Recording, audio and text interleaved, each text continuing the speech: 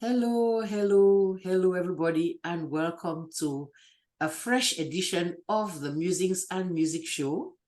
My name is Egben Biwan Bonjimbo. I have to say that even though I know you already know it, and I'm coming to you on Vusa World Radio. And as you know, the routine, this will eventually be on YouTube, so you can go back and watch it and learn even more. I have a guest with me today, and I want to welcome her to the show and have her just tell us who she is in a nutshell. Go ahead, ma'am. You're welcome. Thank you so much for having me. My name is Antoinette Okala Inombi, and I am a certified trained life coach and a certified trained spiritual director and companion. All right, that is the professional side of you. Anything you want to share about the social side of you? Well, the social side of me is, first of all, I'm a human being. I know there's a lot of AIs going around. I'm a human being. I'm a mother.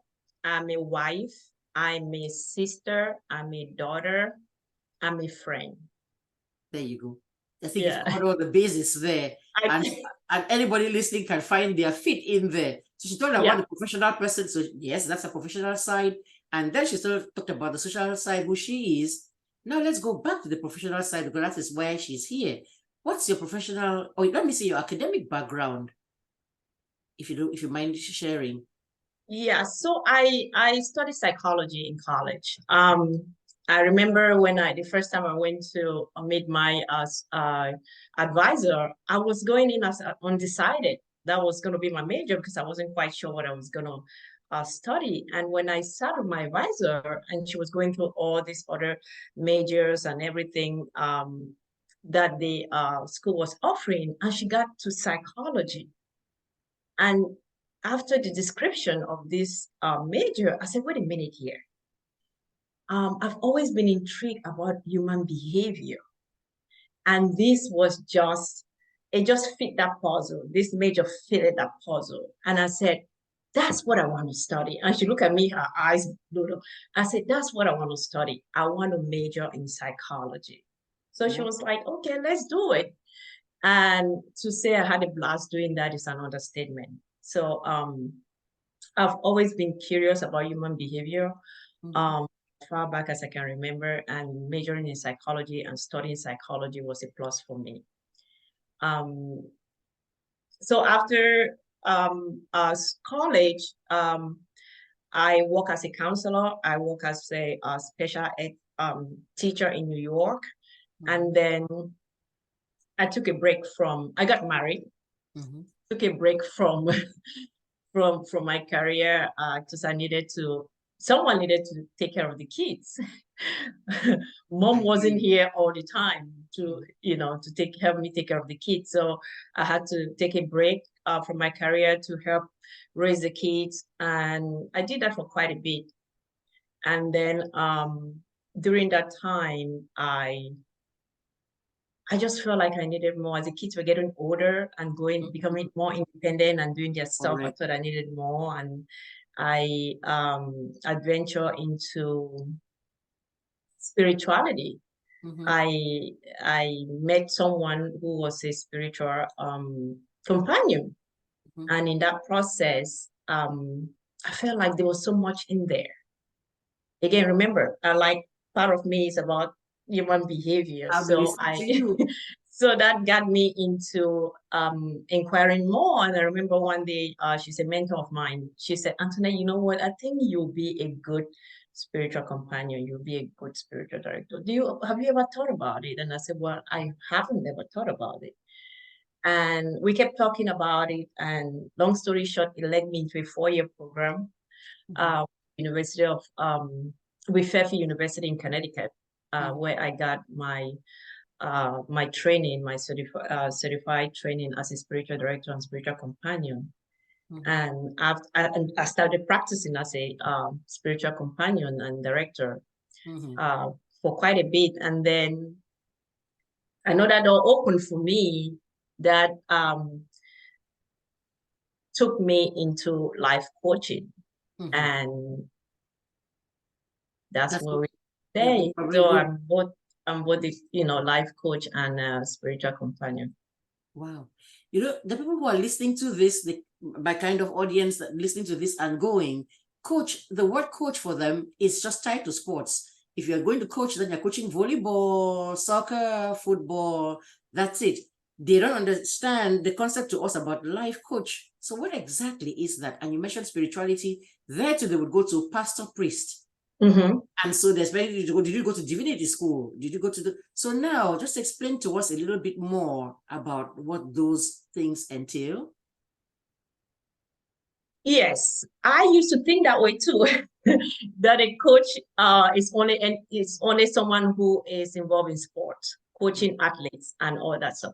But life coaching pretty much is someone who strive to help other people balance both their personal life and their professional life. So that's what I do. I help those who struggle with finding balance in both professional and personal. You know, we get overwhelmed in the society we live in. We have kids, we juggle work, we juggle, you know, personal life, we juggle family life, extended family life.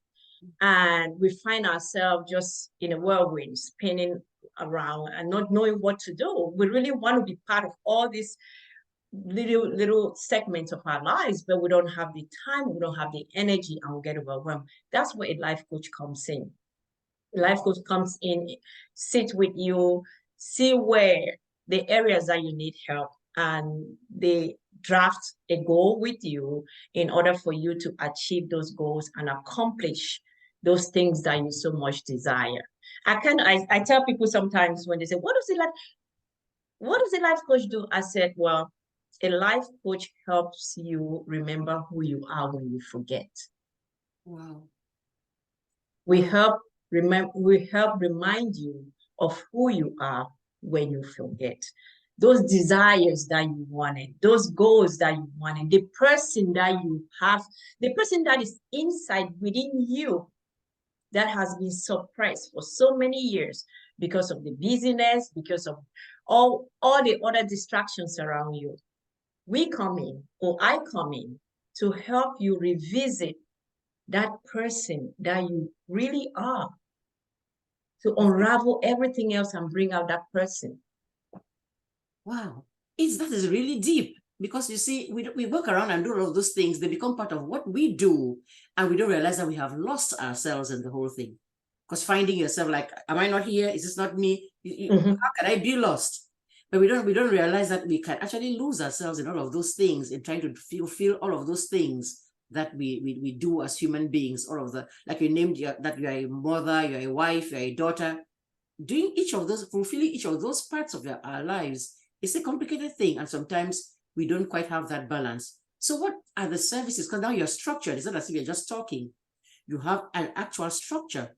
So can you explain to us how I'll call it a business, is structured, and what services you offer? Who goes to see you? Anyone comes to see me in both services that I offer.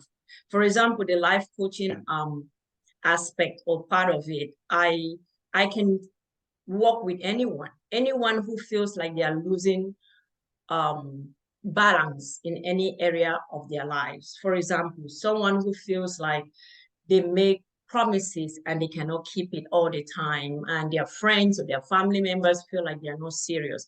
They want to be able to build that goal-setting mindset. I work with someone like that to give them that strength and that courage and believe in themselves that they can do it. I work with those who are suffering from confidence and self-esteem. I help them build that confidence, improve their self-esteem, and know that they have the strength to achieve whatever they set their minds to. I work with anyone who is suffering from stress. So we work in managing their stress. I work with relationship building, right? Some of us come from huge families, and we have siblings, cousins, uncles, colleagues at work, friends, and we struggle sometimes in those relationships and how to go about them because we all have different personalities. Correct. We have different personalities. And sometimes the key is to understand someone, the other person, and know how to approach them. So we work in situations like that in building relationships, health and wellness.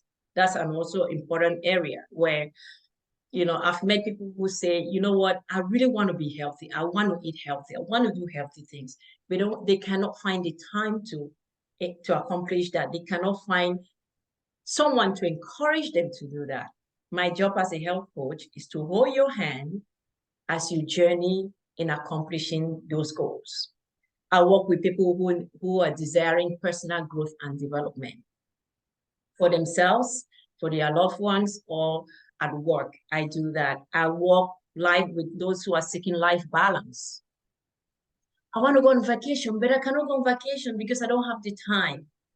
Okay, let's sit and talk about it. What is your work schedule? What are your off days? Where do you want to go?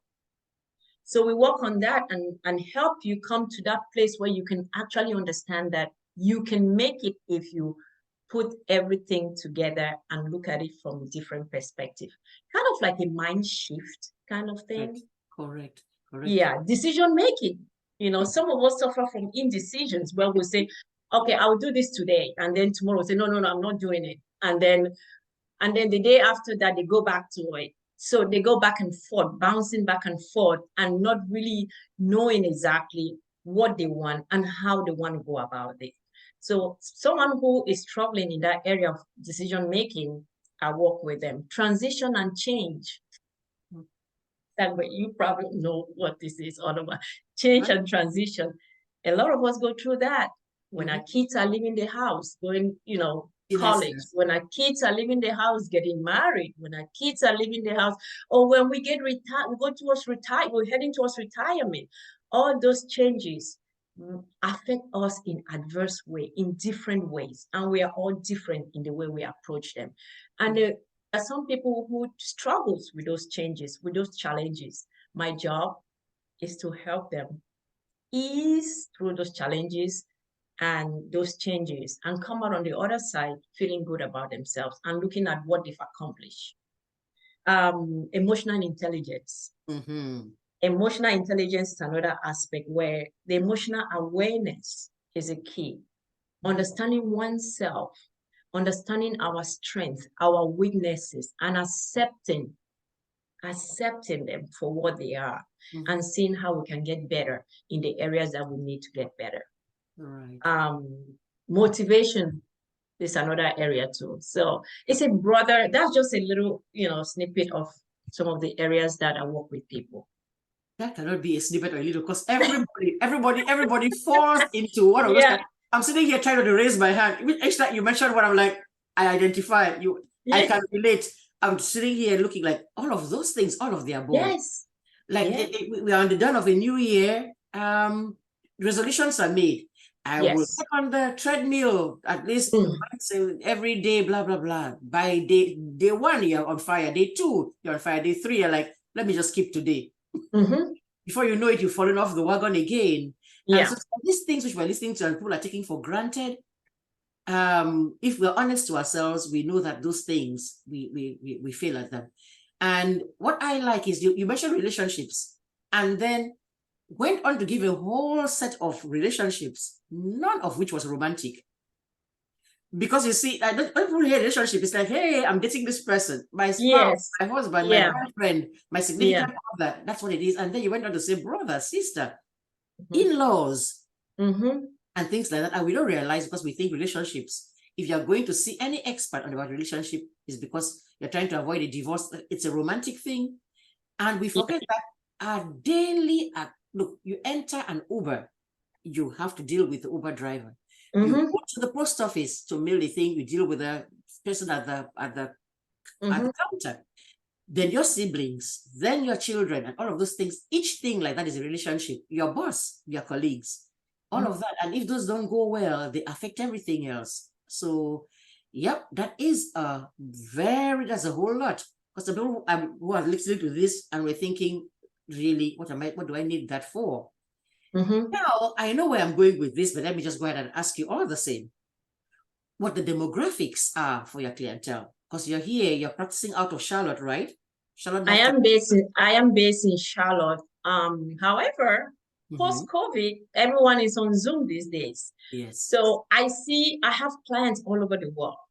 To be honest, I have clients all over the world. We meet via Zoom or Skype. My demographic is anyone and everyone.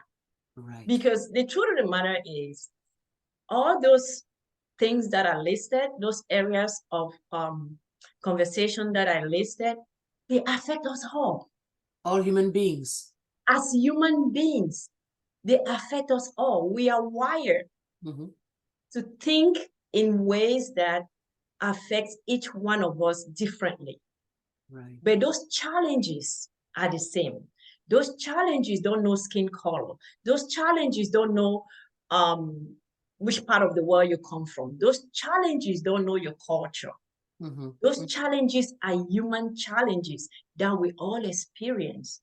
So there's no limit to my demographic. I see everyone because those are universal challenges. Correct. I was asking though, here's where I was going with that. Who tends to come? Because I'm thinking about my society, my community, let me say immediate community, or let me say community of origin, because I'm here. Yes, and I am an American citizen, but I'm originally from Cameroon, from West Africa, where these kinds of services we tend not to utilize. We tend to think that we can pray everything away, or we can just be strong. They say be strong and just manage your way through things. We tend not to see the use, the benefits of going to see anybody to talk about anything. We tend not to do that. So I was going to ask you, that's where I was going to with the demographics, not who should come, but who does come? Who does show up? Do we see the average, let's say, Cameroonian African? What has their experience been, or the experience of even others who are in the same business as you? What has the experience been vis-a-vis people of color in general, and then Africans in general, and then let's say Cameroonians? Do you see many of that kind of person come to you? That's a good question. And I thank you for asking that question, because one of the reasons I really appreciate this conversation that you and I are having is because I feel that my community, which is the same as yours, the Cameroonian community and the African community as a whole, I don't see that many of my people, let me put it that way, in these services. Most of my clients are non-Cameroonians. As a matter of fact, all my clients are non-Cameroonians. And that's what got me thinking that where am I? Like I said earlier, these are universal challenges. These are human challenges. We all experience these challenges in different ways, and they affect us in different ways. And I feel as though, like you said earlier, we don't think it's for us. Or we can deal with it. We can handle those challenges. But those challenges are sucking the blood out of us. When they are left unsolved or unresolved. They're sucking the blood out of us. And what I've observed is that they trickle down. They trickle down and they affect the people around us without even us being aware.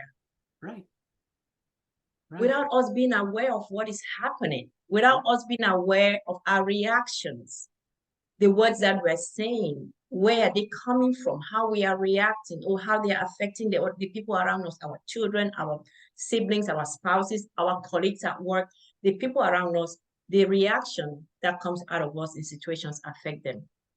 And I keep saying, I need to serve my people. Where are my people? Because the challenges that I'm hearing from my clients are similar challenges that I hear from my friends in the community. You see, similar challenges that I hear from my friends in the community. So why are we not taking advantage of some of the resources and tools and see how we can manage some of those challenges and get better at those things that are causing us just going around in circles? Going around in circles is even better than what I see sometimes, which is spiraling down. Because if you're even going around in a circle, that is still pointless. But then spiraling down, because what you're saying there That's what causes the divorces we see. Mm-hmm. That's what causes the fights that we see. Because even when they don't get divorced and they stay there, it's still toxic. Yeah. That's what causes the children that we see that are acting. I am a teacher. I've been in the profession for I don't know how, decades. Yeah. And before, when I started teaching here in the United States, the kinds of issues that we saw when they call a kid to the office, it wasn't our kids. It was either Caucasian kids, African American kids, more and more. It's the kid with the Congolese name, it's the kid with the Nigerian name, it's the kid with the Cameroonian name, Liberian, Sierra Leonean, right there that you hear on the announcements they're calling, and they're suspending. So one thing that we need to also do, we're talking about the mind shift. I don't believe that the way we coped in our Cameroon is the same as coping out here. First of all, you clearly said it's a universal thing. But I would say, I don't know if I'm mistaken, you are the professional, you tell me, are the challenges, okay, the challenges are there generally, but I believe that there is so much more stress out here in this country than there is, whereas we keep telling ourselves we can cope. Our mothers coped, our uncles and our grandparents coped. Who did they go to see? Right. So we too can come here, why can't we cope? I don't address that and say, everybody needs this, number one, but then can you impress upon us why we who live out here doing the 9 to 5 and the 8 shifts need it even more? Please speak to that. So, Sister Egbe, going to that point that you just raised, we were brought up, we grew up, we were raised in a very conservative culture. Most Africans grew up in a conservative culture where a lot of things are just being embraced and emotions are not expressed. People don't get vulnerable. Vulnerability is like being vulnerable. Are you kidding me? Especially with the men. You're weak.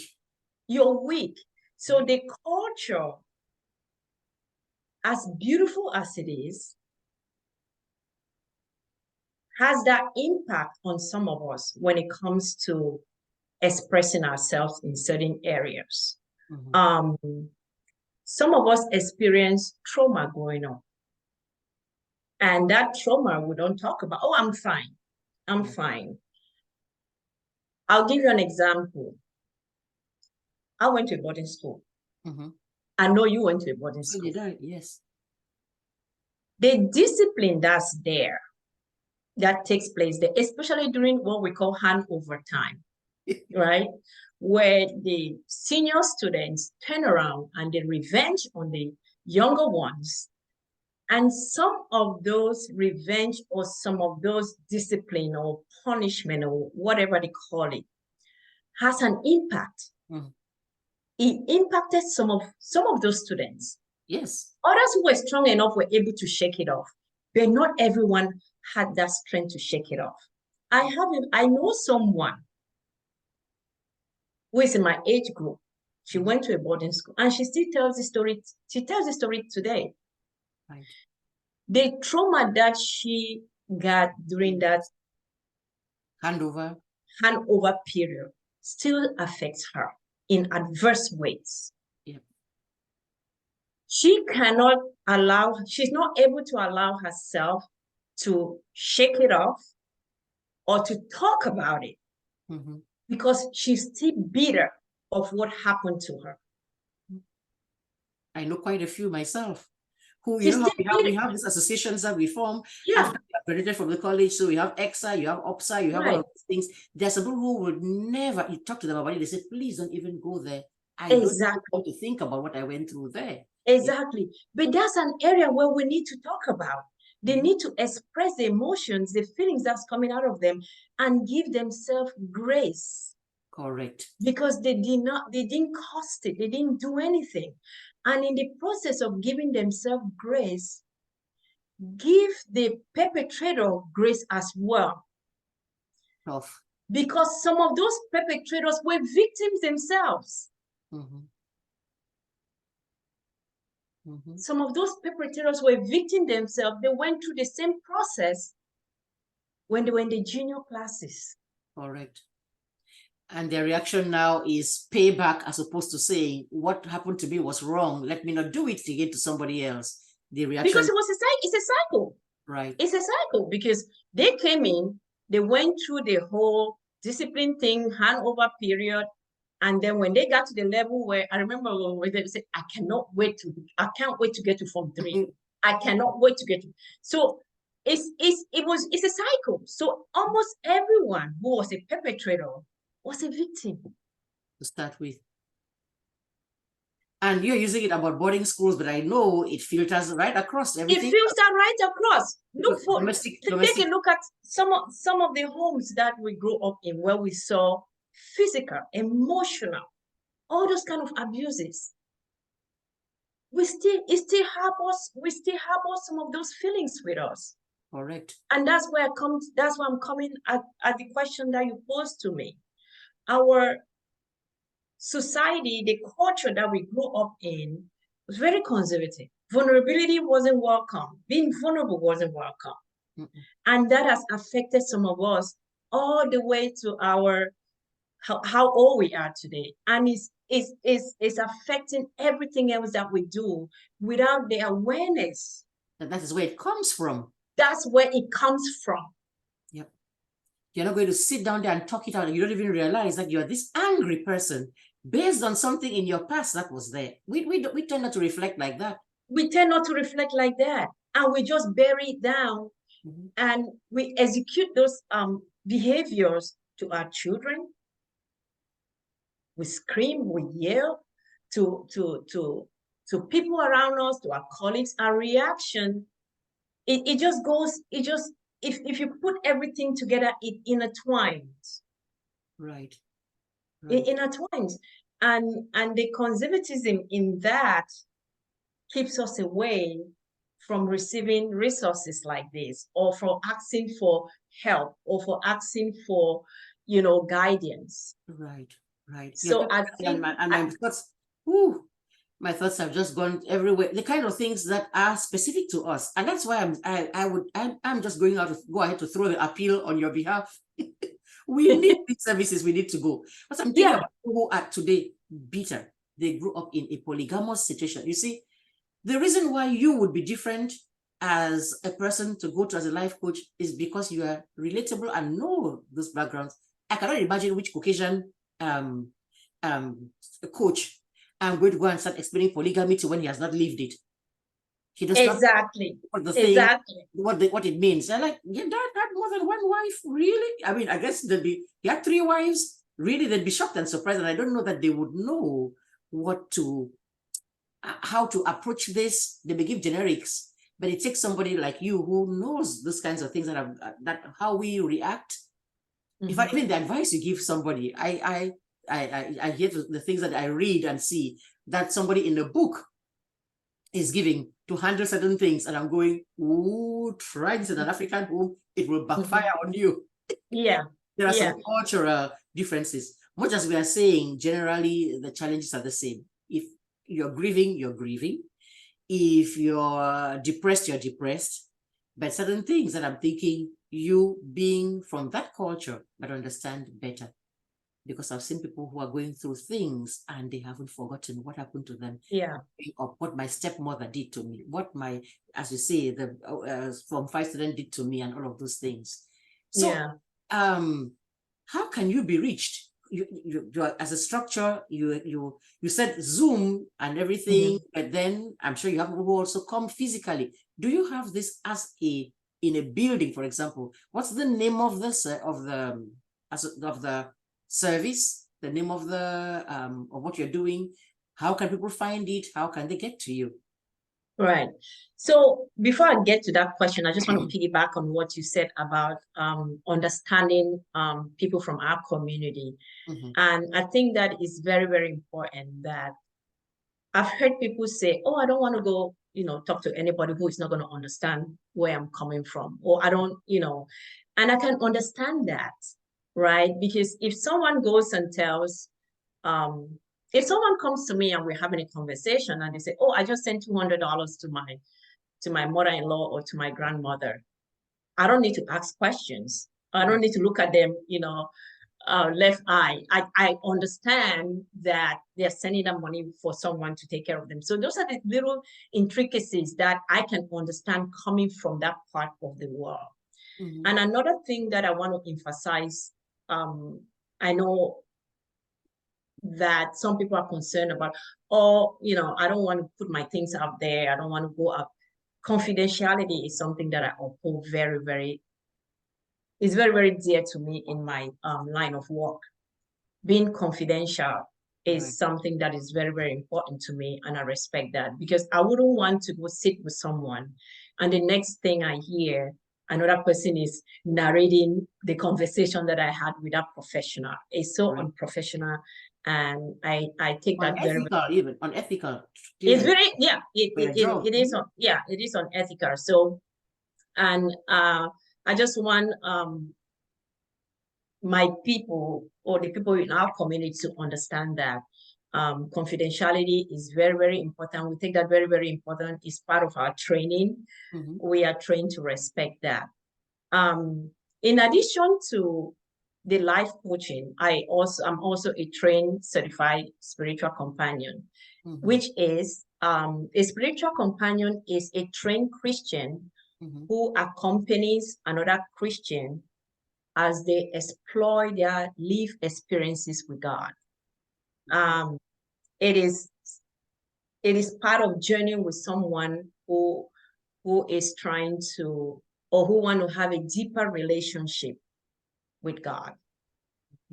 I come in as a companion, as I explore that area in their lives, seeking deeper relationship and a more personal relationship with God. So I do offer that service as well. Okay. And I meet one-on-one. Pre-COVID, my colleagues and I had an office of Providence Road. And then when COVID hit, the world came to a standstill. We closed the office. So I mostly meet my clients virtually, online. And for those who want to meet in person, I am very open and available to meet in person. I usually would recommend, I've had people say, oh, I'm fine with meeting you via Zoom, but I always recommend to meet at least once, the first meeting, just to get to have that in a personal conversation and getting to meet each other face to face. So I usually suggest that, except for those who are out of town or out of state, where we can meet virtually. The name of the practice is Transformative Life Coaching. Transformative Life Coaching LLC. And my social media handles are my social media handle is @T Life Coaching. Okay. Instagram, Facebook @T Life Coaching. All right. So we can actually go and search and find that and figure out how to contact you. I had actually gone ahead. Maybe this is my cue to go pull up the website, because you do have a website. I do have a website, yes. Okay, let me see. I had gone. It took me a while to get around to the website thing, because I use most of the people that I meet, or most of my clients I've been getting, has been based on word of mouth. So I always felt reluctant creating a website, but and then my niece was like, you know what, Auntie, why don't you just go ahead and create a website? We're in the 21st century. And I said, duh. Okay, it's time for me to create a website. So I'm looking at it right there. There you are, right there. That's you. That's and me. Then it says the things: lifestyle, growth, help, success, inspiration, motivation, strategy, advice, change, mentoring, goal. The things that you talked about already, there they are in the what it is that you offer. Yeah. Which, as we already have underscored, all of us fall into. Pretty much who doesn't need any of these things. I don't see any that I can say, okay, this one, cross this one out, cross this one out, check here, and leave the rest out. So it says quite there, I can see that we were talking about it, Transformative Life Coaching LLC. If I could sit here and Google the thing and find it, it means you can too. So it's there. This is the meat and toilette part of the thing. Let's look at what the services are that are offered. I don't know, did my screen change yet? Yes. Okay, so it says individual life coaching right there, group coaching. So, okay, so you can come as a group, meaning Yes, yes. Okay, a family. Yeah, we can also do, we can offer group coaching. Sometimes you have groups that are in disorder, right? Right. Where everybody wants to do their own thing and everybody thinks that their own idea is the best. And maybe there are other people who are behind on their project or behind on their part of the work that needs to come together as a group. So group coaching, if they need someone to come in there and help them come up with a goal and the steps on achieving those goals, I can come in there and help them achieve whatever their objectives are. That's awesome. So whoever is being the not wanting to be the right kind of team player can be told to, like, okay, Right. you do a little bit more listening than the speaking, or the person who's shy then who hardly says anything may have a lot to contribute. That just figure it out. Because as I said, I teach and I see, we put them in groups, we put them in teams. And sometimes you have somebody come and say, I don't want to be in this group. So and so thing is happening. So I see here it's a spiritual direction. That's what you're talking about. Not only spiritual direction. About, so those are the things that you, as you said, that you'd offer. And I'm looking for the way where it says contact us right there. Right here. Let's see what it says. Okay. So there is, and I'm doing this mostly for those who are going to be watching on YouTube, because now the radio, you can't see what it is I'm sharing. But I can read out the phone number. It says the phone number is 301-404-4261. Again, 301-404-4261. And then for anybody who's listening who said that went too fast, just go on your cell phone, on your tablet, on your desktop, enter Transformative Life Coaching, LLC. You'd fall right on this page that I'm looking at right now. There's an email address right there that has her first name, Antoinette, 2 T's, Antoinette, at tlifecoaching.com. And then the work hours are sitting right there for you to see. Close Saturday and Sunday. She told you she was a mother and a wife. I guess those are her priorities. So you have to respect those. Let me stop the sharing for now and come back to you. And curiosity, because I like to see when I get a good guest who knows what they're doing, who's licensed, who's professional, not just some charlatan from somewhere. I like to ask, would they be willing to come back and deal with specifics sometimes? Like, look, we are going through things. There's grief. I mean, now I've lost a really close friend. I get up in the night and cry. I just listen. That's just what it is. When am I going to know if I'm going overboard? And I feel that's natural. I'm missing the person who just passed away. When do I know when it's past being natural and normal to, hey, you're slipping into depression? So there's suicide, which we didn't taboo for us. Nobody ever takes that. But now our kids are here, and we're now having our kids overdosing and dying. And we're having to walk behind little caskets. So would you be willing to, is that something you can do? Come back and talk about specifics and things like that? Absolutely. Any day. I can't say no to you. I will be glad to come back and talk more and even answer questions. If your listeners have questions for me, I can always answer. You touch the grieving aspect of, I understand, sorry for your loss, your grieving. We need to understand that the average grieving period for anyone is 22 months, almost 2 years. Wow. And sometimes we rush through it. We do. We even have, okay, go back to our tradition, and let's nobody think we're bashing our tradition. There are absolutely beautiful parts of it. But you know this thing for Move Black, the thing happens, you wear black here and crumble your head, meaning you take everything off. Then when it grows and then a year comes by, you don't move black. Everybody expects now that you're happy again, and so the grieving period, we got to allow ourselves to grieve. And when I say grief, it doesn't just relate to someone passing or dying. Right. Going through a divorce, you got to grieve that divorce. Going through a relationship, a breakup relationship, a two people breaking up from a relationship, you got to grieve that relationship. Correct. So the grief aspect is not only referring, even though what you said about, the black and the hair shaving, but the grief spread across the board. Grieving is something that we experience or we express when we lose someone dear to us. So it can come in any format. It can come in any way. It can come in that person dying. It can come in that person no longer being part of our life, which means breaking up. It can come in that person moving, even just moving away from you because you're not seeing them. So grief, the word grieve has a broader umbrella. It's not just about death. And those are the things that we need to talk about for us to have a better understanding. When you see someone sitting by the corner and crying and you say, what's happening? You say, oh, my son just went away to college. Yes. They need that time to grieve.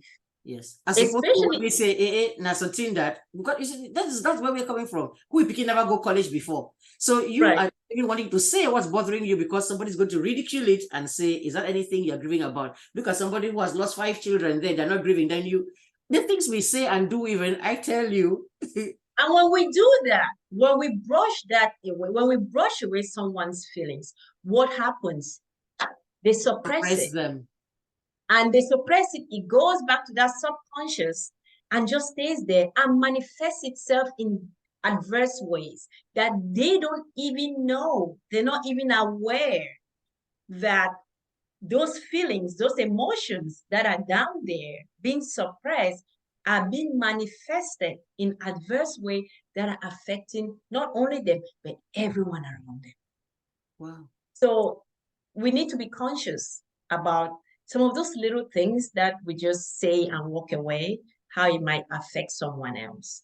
And that person that is being affected needs to be able to share, need to be able to go to someone, a trained person, and say, this is what is happening. And sometimes you go and say, I don't even know why I'm doing this. And by the end of that conversation, that person gets to understand where that feeling is coming from, or what is provoking that reaction that they are having. Because they are forced to go deep and dig it out deeper. Yeah. You'll ask them the right questions, and then get that out of them. Because you see, it's different. We have to really do that mind shift, and especially for those raising children here now, born and raised here, who may be in Cameroon. How many people had a pet dog at home? Even if they had a dog, it was the dog that's supposed to be them, chien méchant, to bark and drive any potential thieves away. The dog was not part of the family. Now you have the child here, who that dog, that pet, look, is a member of the family. Then the dog is sick or passes away. Me as a teacher here, the first time I was told that kid who was absent, then came back and said that they were gone for a couple of days, their dog died. My thing was like, that was like, the child was grieving. Correct. The child was grieving, and rightly so. Rightly so. Right. The child has to grieve. Yes. And we don't get it. Say, come on, we say, come on, dog. Yes. We had this for dog. Bingo, Max. That's the name for dogs. That's it. And then they're like, okay, the dog has died. Like, the first thing was like, so? Yeah. You're not validating the person's thing, whereas they've been there with this pet. The pet has been endeared to them and everything. Even and the dog, cat is even better. The child has a hamster, it's a smaller little thing, and you're like, huh? But for the kid, especially for those here where it's not like those of us that had the chance to go out and play with other kids every day are out there. We tend to be more indoors here. So the child has bonded with this pet and has lost the pet. It is separation. It is separation. It is separation. And Sister Esther, I just want to add something to what you're saying. It goes back again to giving ourselves grace, because when some of us react that way, the way you just described about a pet, whatever, move on, because we didn't grow up in a culture that saw dogs and cats as pets. Giving ourselves grace to say, oh, I didn't know that. Right.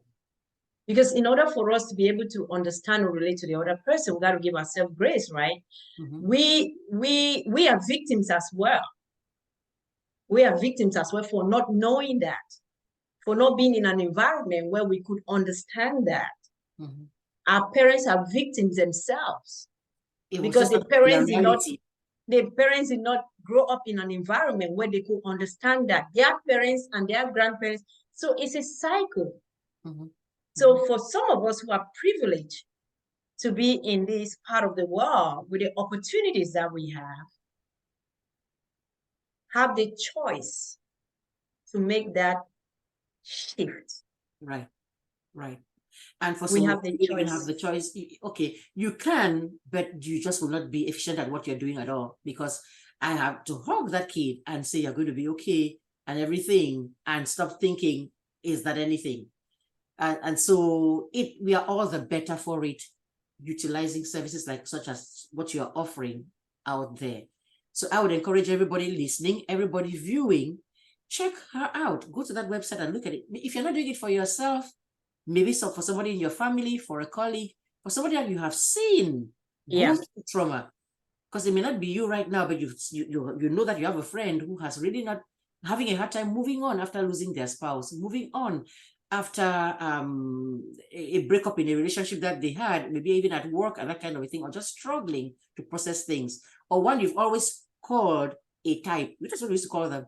Each day, some kind, some kind, a type. And they have that awkward behavior, and we have never bothered to wonder why they act that way. Maybe Yeah. And if that's who they are, accepting themselves for who they are, because we are all different. We all have different personalities, and we are all wired differently. True. So having that self-esteem and confidence of knowing that, you know what, I might be different from this other group of people, and it's okay, because that's who I am. That too. So having that confidence and that self-esteem, knowing that the ability to free oneself, right, the ability to free oneself from feeling inferior, from feeling not good enough, from feeling not worthy enough. Or, you know what's gone off in my head now? Of needing to conform. Needing to conform. Conformity. I'm getting my own therapy for free here.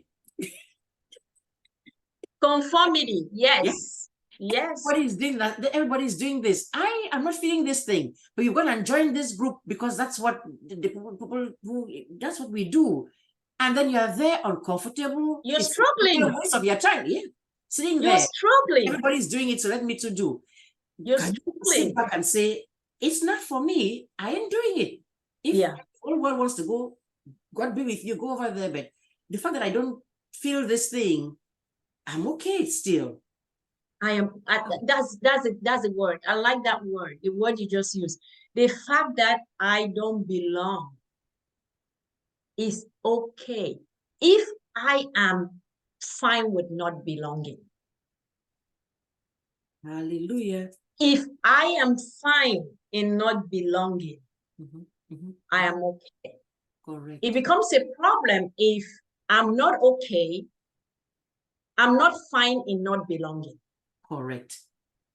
If I'm fine in not belonging, that's okay. You're good. If I'm not fine in not belonging, then that's when we need to check in and say, why are you not fine in not belonging? Why are we not fine in not belonging? What is it that is making us feel like we have to belong? Right. And what is making us feel like we're not fine in not belonging? Correct. And that's when we start peeling the onion. Correct. The layers. We start peeling the onion, and before we realize it, it's taking us somewhere where we never envisioned, somewhere where we never thought of, and we start going, holy smokes, what is happening here? Right. And that brings us to who we are. That brings us to what I said in the beginning, that part of my job is to remind my clients of who they are when they forget. And on that note, except you have something else to add, I think that is a beautiful way to have gone full circle and come on right back down to that very, very, very witty and deep quote. We all are somebody that God put in this on this planet with a purpose, with a mission. And there's nothing as uncomfortable as doing the wrong thing. You are you, and then you're you, but you're not really you, because you haven't ever even found you, or you have lost you in there. So you're walking around being totally ineffective. And you know it. Yeah. Intuitively, you feel it. You hear that voice in here. You know it. But because we are on autopilot all the time, we don't stop to say, let me check in. Let me reflect. Mm-hmm. We do that to ourselves all the time. So what I am saying is, let me help you check in. Sometimes, if you have not been able to do that all this time, in how many years that you've been on this planet, maybe it's time for somebody to help you get there. And it's not a crime. It doesn't mean you're weak. Asking or soliciting someone to help you work on your schedule, your daily schedule, because you realize that you're always late, or you realize that, you know, your kids are always doing certain things that you don't want them to do, or you are just helping someone say, you know what, I struggle with scheduling, or I struggle with just being focused, or doesn't describe you as a weak person, doesn't mean you're weak. We all need help. We all need help. And the best freedom we can give ourselves is to seek guidance from someone who can help us accomplish those goals that we so much desire to accomplish. Awesome. I cannot thank you enough for coming to share time with us here. You have made a fantastic case for what many of us think is just don't need to worry about it. It's not necessary. It's just a drain of one's finances, and we don't take it seriously, whereas it can actually make or mar. Or even if you think you have a pretty good life, it can improve that life that we have is better. The stress that is getting us now to go get other diseases that we are now spending much more money to treat. How about you go do this, get to a point where you are comfortable in your own skin and don't now have to deal with the high blood pressure and the other cancers and the other things that come because of the stress we are under.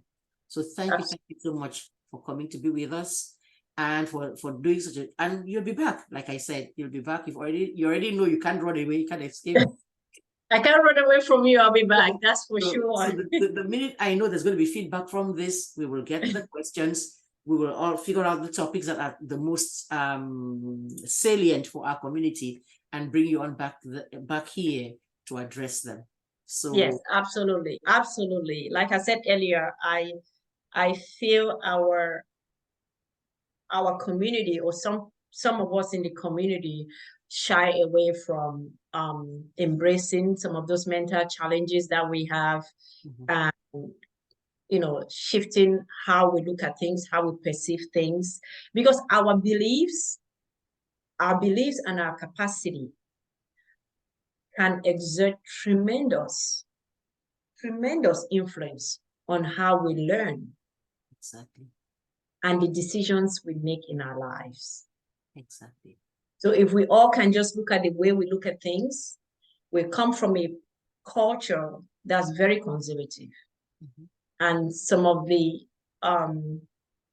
things that we learn are still ingrained in our brains, and it's hard for us to shake it off.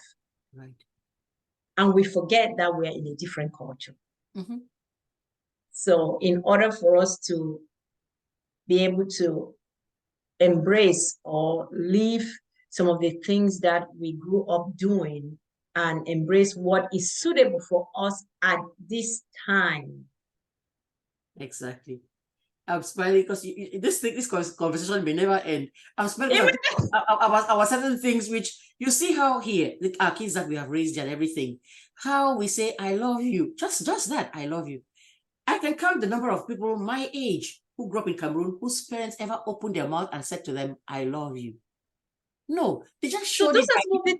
Right. Those are some of the things that I'm saying, that we need to be able to shake some of those things off and they say, there's this, they say when you go to Rome, do what the Romans do. You don't necessarily have to do all what the Romans do, but those that you feel can play a positive impact in your life. Correct. That is what you said. As it's not picking everything that is there, but you see, our parents, they showed I love you by giving you the extra akra beans that was in the thing. In their own way. Then they had their own ways of doing things. And you think that if you give this kid here that was born and raised here, whose environment is different, and you're trying to give out akra beans and not wanting to say I love you, here they're dealing with teddy bears, candy, so thing, and you are there just cooking okolobong for your child and say, here you go. and expecting them and expecting them to react the same way. It really might not be it. It really might not be it. We're not saying don't cook the okolobong as that what you're. It's not a right or wrong thing, and blaming one culture against the other. But you really have to wake up. That mind shifting thing is a big deal. It's a key. It's a key, Sister Egbe. Even apart from the kids, how about us? Right. We are in a relationship, right? I had someone that is in a relationship. She want the partner to tell them, I love you. But she hasn't been able to let the partner know that she desires those words. So yeah, there. She hasn't been able to let the partner know that she desires those words. Right. How would the partner know if we don't tell them? Correct. And we are out here raising kids who are going to marry kids that were born in this culture and everything. And that girl is expecting it. And you are saying, my father never ever said that to my mother, to my hearing that I heard. They didn't holding hands as you walk with the person. You're like, hey, that Oyibo thing, where do you live? You live in Oyibo land right now. You sit down there and say, hey, Valentine's Day comes and you just sit there and look at the person. Then, well, everybody else in her is hugging the teddy bears and the little roses and things. And you're saying it doesn't matter. Maybe if it doesn't, for some people, it might not matter. True. I think that's something that we want to be clear about. Right. For some people, it might not really matter whether they get the I love you or they get the teddy bear or they get the chocolate for Valentine's. For some people, it doesn't matter. The day will not even matter at all. The day itself will not even matter at all. It don't even matter. What I'm saying is, if you feel it matters for you, correct, let the person know that you desire those words or those feelings or the gifts and all whatnot. Right. Because if we don't share that with the person, they're going about doing their business and they might say, well, my husband or my wife doesn't really care about this thing, without knowing that they do care. Their partner is dying inside, yearning for that. So that's where the self-confidence comes in. That I say, that's when the self-confidence comes in, when I say, okay, how do you want to do this? Let's set some steps, some goals. How do we want to get to that place where we can be able to tell them that this is what we desire, this is how we want to be talked to, or this is what we need. Correct. That is so funny, because I was thinking about the things about people, how you can be there. And this person too is now about to be shocked because they thought they were doing well. They thought they were doing great because you didn't say anything. And so they've been doing this thing all these 20 years and had no clue that you really want a rose too for Valentine's or for your birthday. Because we going back to our conservatism, we just suck it in. Right, suck it in and say, well, I'm just going to suck it in. And then when you see someone else, your friend, getting a rose or getting flowers, and you're like, you're dying inside. Because you also cherish those feelings. You also cherish that attention. Right. But how to approach it or how to let the other person know. And you know what? I just keep having light bulb moments as you speak, because they're saying, you say you don't let the person know. They don't know. And then guess what now? But the danger that's in that. When the colleague at work, this other person at work, gives you those roses, says the things that you want to hear, there are the affairs beginning to start happening. You didn't tell your own person who was there that was the issue, that you'd like some roses, so they didn't give them to you. They didn't say the things you want to hear. Now here is Samson or Benson or any other son that's in your office that is doing precisely that, giving the chocolates and the blah, blah, blah. Next thing you know, off you go. Yeah. And that is opening another can of worms that we need the help. Yeah, so that falls under the communication aspect that I talked about. Because a lot of us have things that are they're brewing inside of us and churning in our stomachs, and we don't just know how to present them to the other person. We even in friendship, you know, the people who have friends, they will say, "Oh, this person is my best friend," but there are things that that best friend has done to you that is hurting you. Correct. And you don't know, you're struggling. You don't know how to tell that best friend that what they did to you. It happens in every relationship. It does. That communication aspect, how to express ourselves and let the other person know what we need. All right. I'm not going to ask, I'm not going to ask one more question because it's going to go. It's going to take us to another direction. Yes, I'm going to have to just really shut up now and really just stop and end this, but it's very clear you need to be back for us to actually just talk about some of these things, maybe with a panel of people with questions, or we field the questions to you and then get the help that we need to have a healthier society. So thanks. I would love to. Yeah, I would love to. Thank you so much for giving me this opportunity to chat with you about something that I'm very, very passionate about. And I'm glad that you have this platform to talk about things that can be helpful to each one of us in various ways. Thank you. It's my pleasure to have you. All right. Take care and goodbye for now. Have a Merry Christmas. Same to you. Same to you.